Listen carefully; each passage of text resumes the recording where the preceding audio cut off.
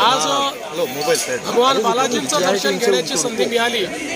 आपल्याला माहिती आहे की भगवान बालाजी जे आहेत ते सर्वांच्या मनोकामना पूर्ण करतात, सर्वांना भरभरून आशीर्वाद देतात।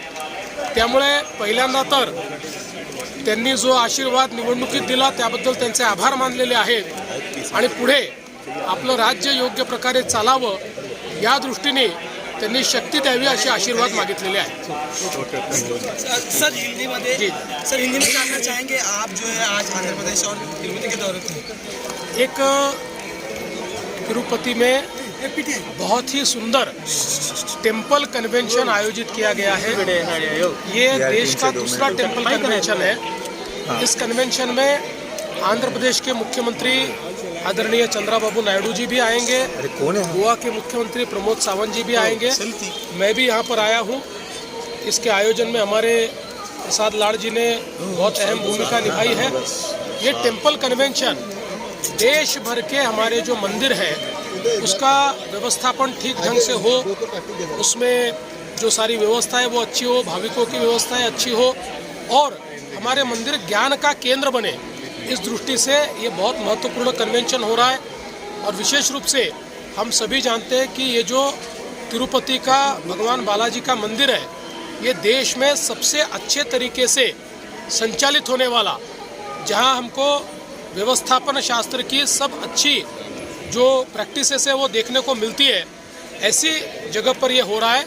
और इसी निमित्त से भगवान बालाजी के भी दर्शन मैंने लिए हैं।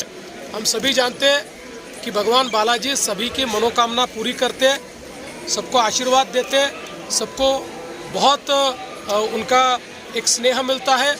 ऐसा ही स्नेह हमको चुनाव में भी मिला और आगे भी सबका हम लोग भला कर सके, हमारे राज्य का, हमारे देश का और सभी जनता का हम भला कर सके, इस दृष्टि से उनसे आशीर्वाद मांगा है। सर आज देवा भाऊ पण आहेत आणि तुम्ही पण आहात, प्रसाद भाऊ पण आहेत, त्यामुळे कशामध्ये अगदी सांकेतिक आहे म्हणावं महाराष्ट्राच्या उद्धारासाठी। महाराष्ट्राच्या उत्थानाकरता महाराष्ट्रातला जो प्रत्येक व्यक्ती आहे त्यालाही बालाजींचा आशीर्वाद मिळावा आणि त्याच्याही जीवनामध्ये परिवर्तन व्हावं अशा प्रकारचाच प्रार्थना केलेली आहे। चांगलं सायलेन्स टेम्पल कन्व्हेन्शन होतं आहे, त्याला आंध्र प्रदेशचे मुख्यमंत्री माननीय चंद्रबाबू नायडू जी पण येणार आहेत, मी स्वतः देखील आलेलो आहे, गोव्याचे मुख्यमंत्री देखील येणार आहेत।